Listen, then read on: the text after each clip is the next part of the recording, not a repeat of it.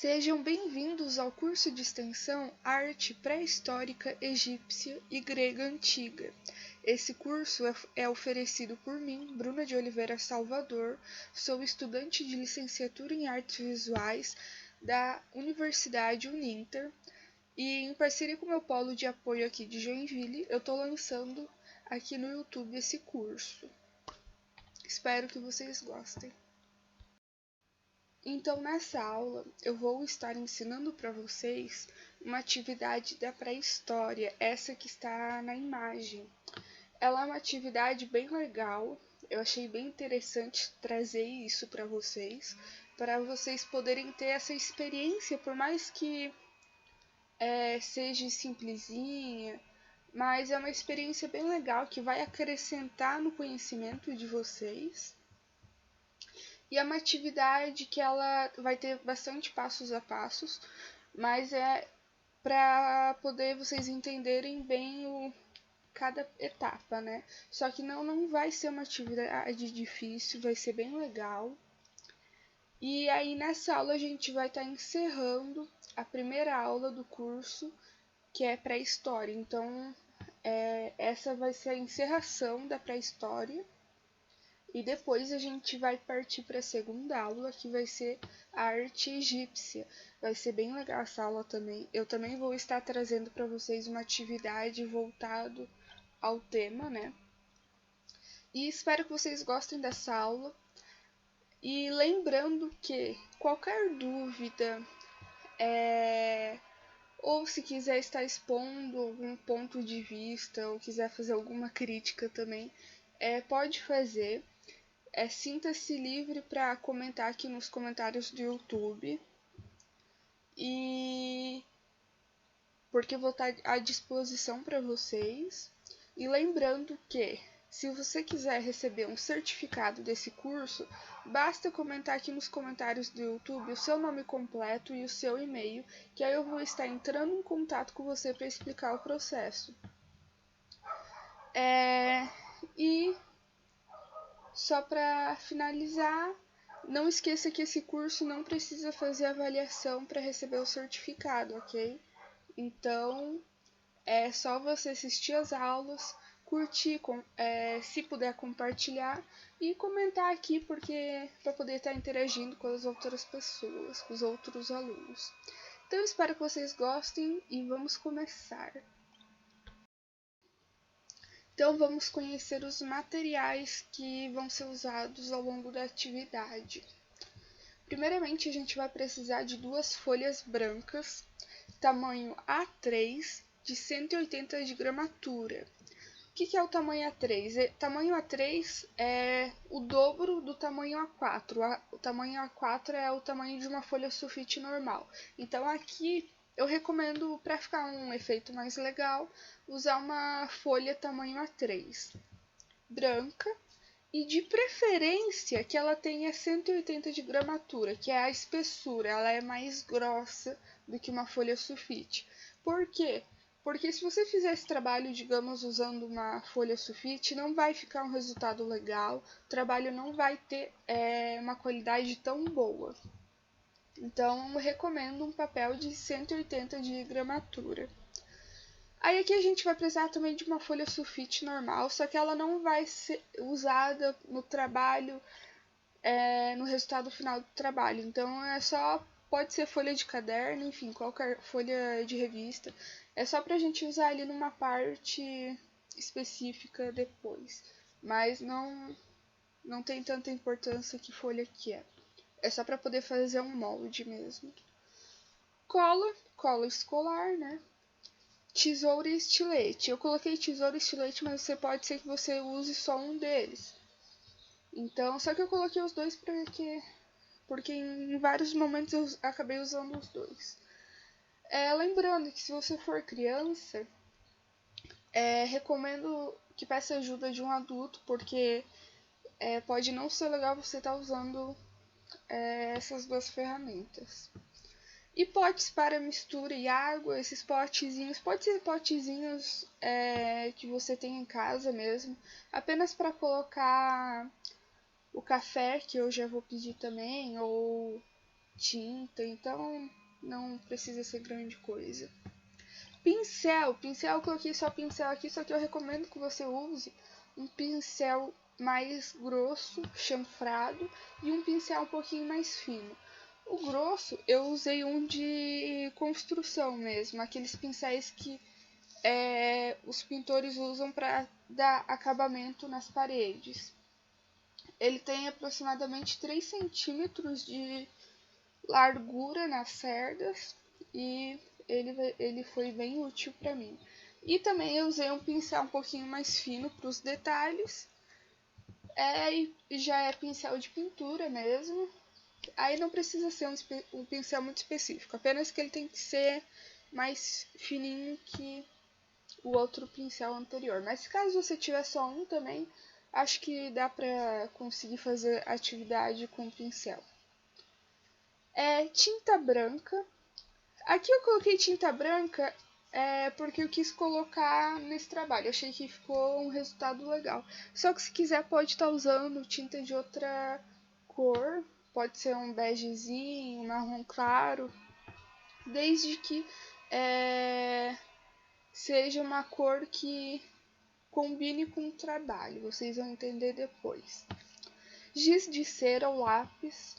Então, aqui vai ser usado para dar um acabamento ou outro. Café, o café vai ser muito importante. Pode ser aquele café que a gente faz normal em casa, ou também pode ser café solúvel. Que na verdade nesse trabalho eu vou usar os dois tipos de café e depois eu explico um pouquinho mais. E secador de cabelo mesmo. Eu usei porque ele me ajudou bastante para agilizar o processo de secagem, mas é opcional também. É só você, se você tiver um pouquinho mais de tempo, é só você deixar o trabalho secando naturalmente. Então vamos começar. Passo 1.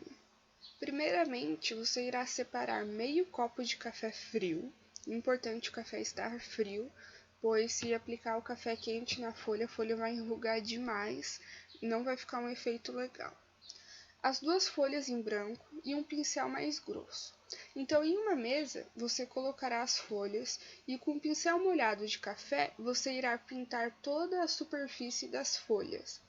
Então, aqui na imagem a gente pode ver, nas 2 imagens ao lado, você vai aplicar o café nas 2 folhas. Apenas um lado de cada folha, ok? Mas aplicar sobre toda a superfície. Passo 2. Após terminar a pintura, deixe as folhas secando. Se quiser, pode usar o secador para agilizar o processo, mas tenha cuidado para a folha não amassar muito. Você irá perceber que, com o tempo, vai aparecendo umas manchas do próprio café. Esse é o efeito desejado. Passo 3. Após todas as folhas estarem secas completamente, você vai escolher apenas uma delas para aplicar uma segunda camada de café, e assim, após secar, essa folha terá manchas mais fortes. Passo 4. Reserve a folha com manchas mais escuras e a outra folha mais clara você irá desenhar com lápis uma espécie de abertura igual da imagem ao lado e depois com estilete ou tesoura corte esse buraco e reserve os 2 pedaços da folha. Então, como vocês podem ver na imagem ao lado de baixo, vocês vão fazer uma espécie de abertura, porque essa folha que vai ser cortada, ela vai representar uma entrada da caverna. Então, é como se você fizesse uma forma oval, um círculo, só que não totalmente certinho. Ele vai ter umas ondulações que vão representar as rochas. Então, tenha cuidado.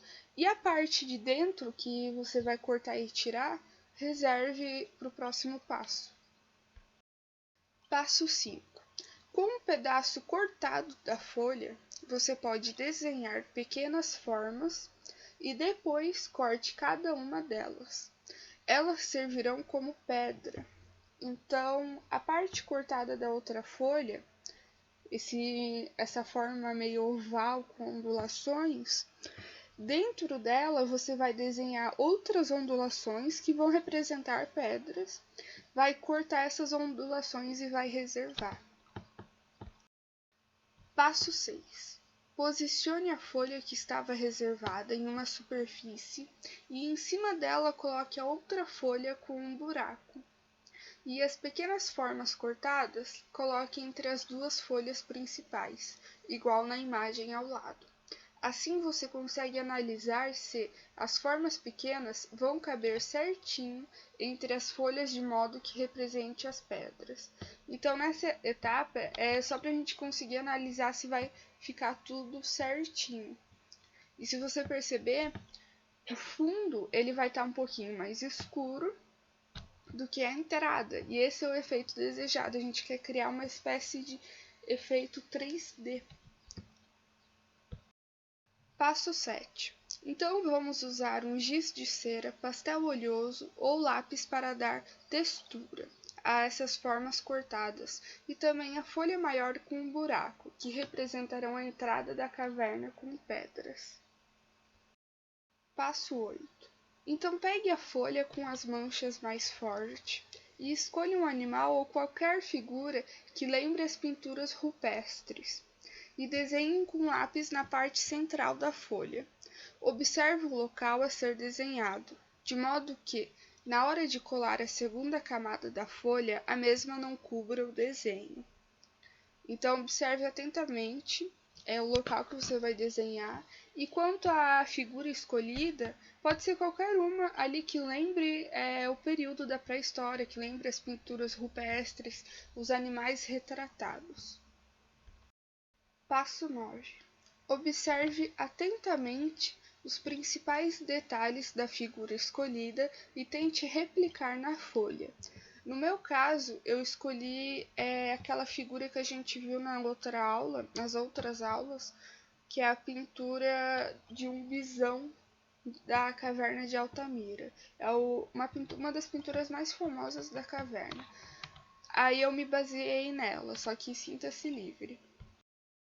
Passo 10. Após concluir o desenho, vamos começar a pintura. E para isso, utilize o giz ou lápis para acrescentar cor ao desenho.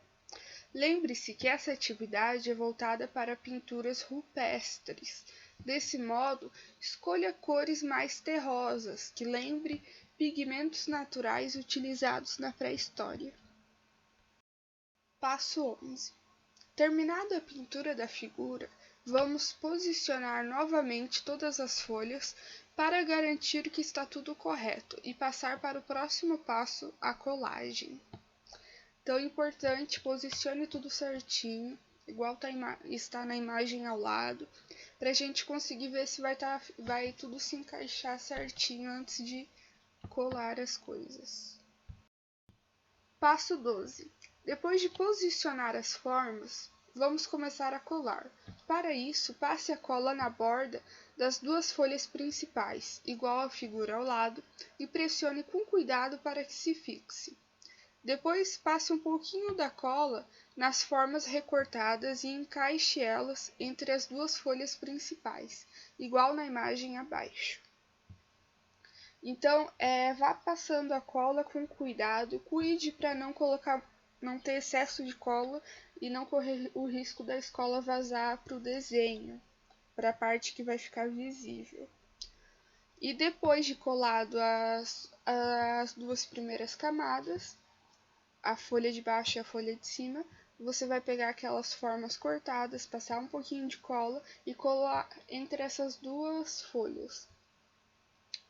Então, a gente vai para o passo 13. Depois de colar as folhas e formas, passe cola onde você achar necessário para ter melhor fixação e deixe a atividade secando. Passo 14.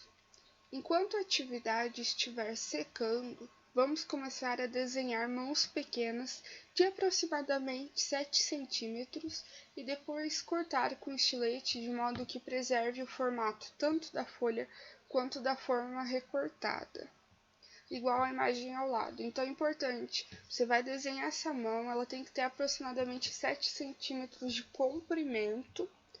Vai pegar um estilete, o estilete eu achei mais fácil nessa parte. E aí com ele você vai cortando certinho o formato, vai tentar preservar tanto a parte principal da folha quanto a forma cortada. Passo 15. Depois que a atividade estiver seca, você irá pegar um pouquinho da tinta branca, um pincel fino e a forma cortada da mão e escolher o local que você quer pintar no desenho. De preferência, escolha uma parte na última folha, que é a entrada da caverna, e depois de pintado, tire com cuidado a forma da mão para não borrar nem rasgar o papel, e repita o processo onde desejar. Essa parte vai dar efeito de mãos em negativo. Então, igual na imagem ao lado, a gente consegue ver mais ou menos o que eu estou tentando explicar. Com aquela mãozinha recortada, você vai colocar ela em cima do papel e vai pegar um pincel já com a tinta escolhida, com a cor escolhida, e vai aplicar por cima e borrar um pouquinho para fora. Porque aí depois que você tirar a forma da mão, vai ficar destacado o formato da mão mesmo, e fica um efeito bem legal. Passo 16. Agora separe um pouco de tinta marrom, café solúvel ou até mesmo giz ou lápis para fazer as mãos em positivo, igual na imagem ao lado. Nessa parte eu usei café, só que aquele café é solúvel direto na água, porque ele tem você consegue usar ele como um pigmento mais concentrado. Repita o processo em outros lugares. E não tem problema se não tiver espaço, fica um efeito mais legal se as mãos ficarem pintadas uma em cima da outra. E depois de pintado, tire com cuidado o papel cortado para não borrar a pintura. Passo 17. Deixe tudo secando por 1 hora para garantir que tudo seque corretamente, e então a atividade vai estar pronta. Essa atividade ela é bem simples. Ela não, quer dizer, ela é um pouco mais ou menos simples, só que também não é muito difícil. Ela é uma atividade bem gostosa, bem legal de se estar fazendo. E o mais legal é que são materiais que a gente consegue arranjar com mais facilidade. Então, espero que vocês tenham gostado e continuem aqui assistindo as próximas aulas, que elas vão ser bem legais também.